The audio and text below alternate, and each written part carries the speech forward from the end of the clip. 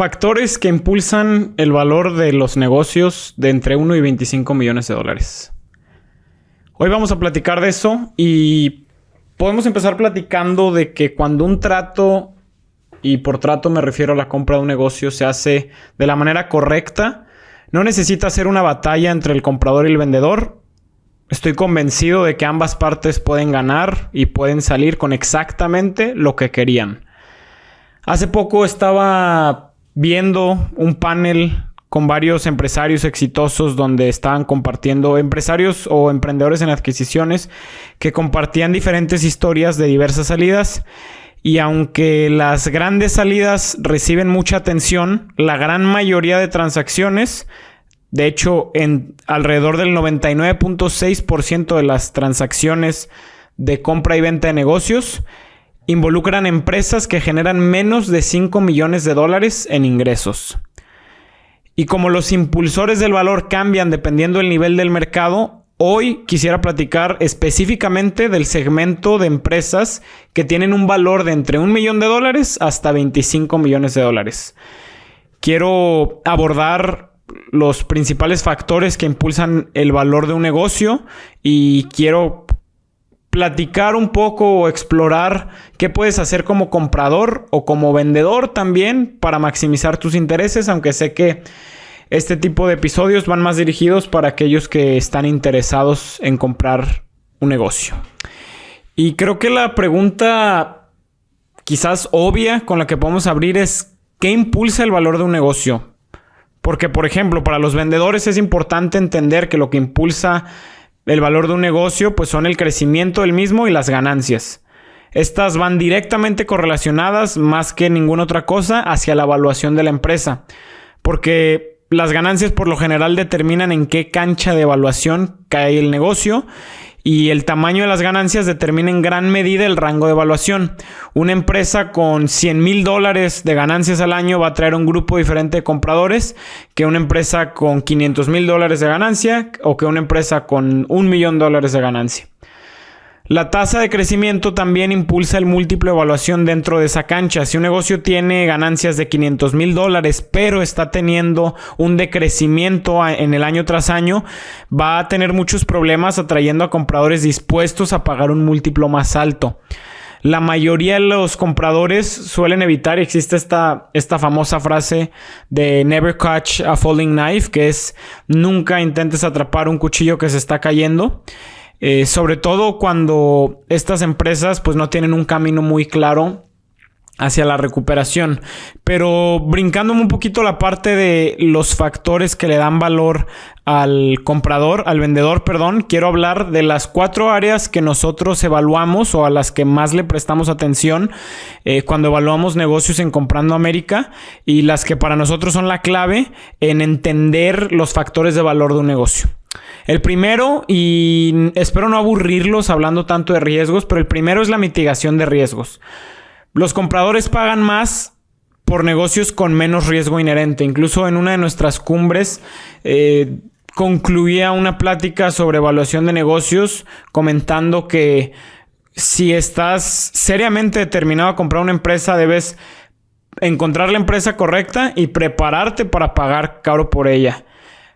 Haciendo alusión a que pues una buena empresa vas a pagar un buen valor y no porque algo barato no es bueno y algo caro o algo costoso no es malo. Y sobre todo cuando hablamos de empresas.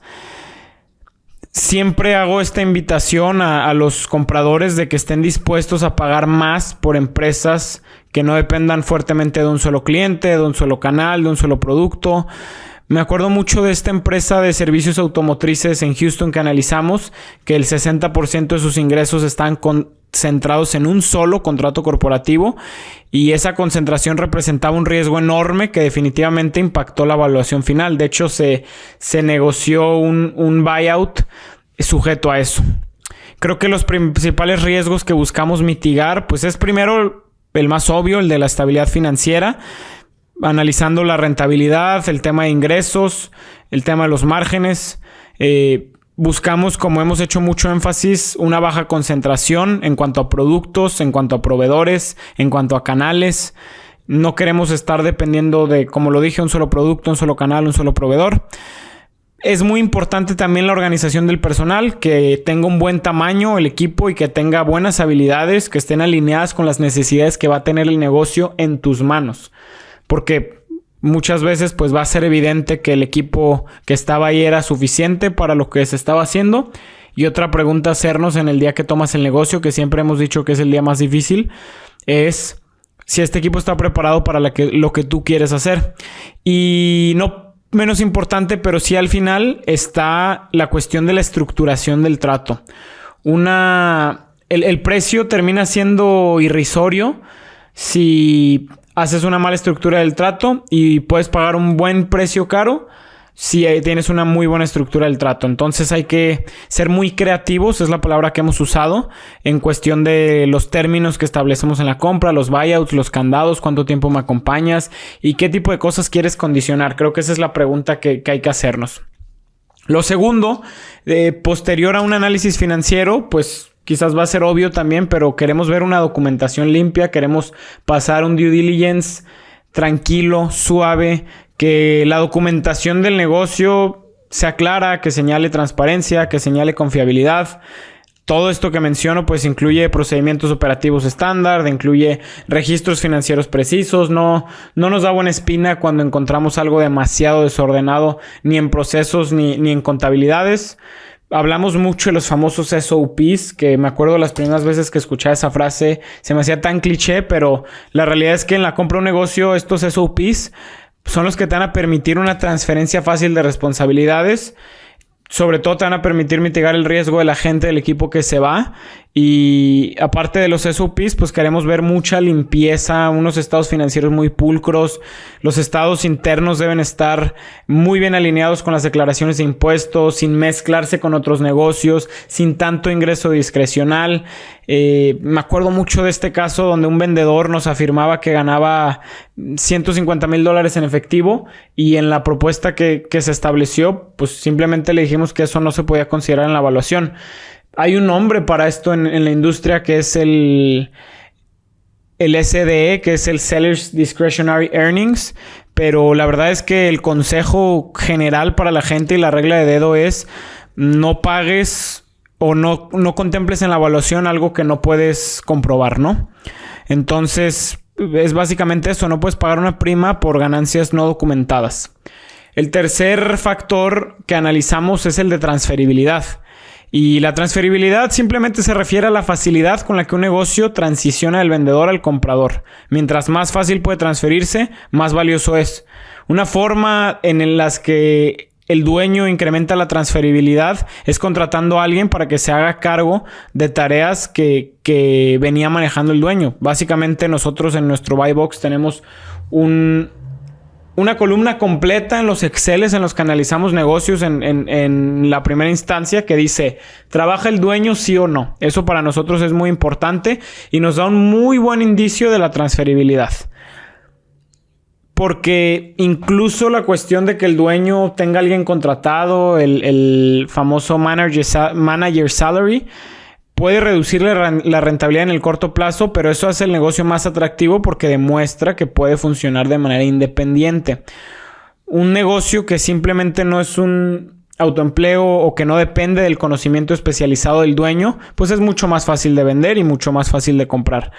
Los compradores normalmente van a castigar el precio en los negocios que dependen mucho de la experiencia no transferible del dueño, porque pues las ganancias no van a ser sostenibles sin ese vendedor, que no es solo una cuestión de experiencia, también a veces es de imagen en el negocio. A veces la gente está casada con un dueño o los clientes, a eso me refiero. Entonces, aunque analizamos también la transferibilidad en cuestión del equipo actual, también la analizamos mucho en cuestión de los clientes.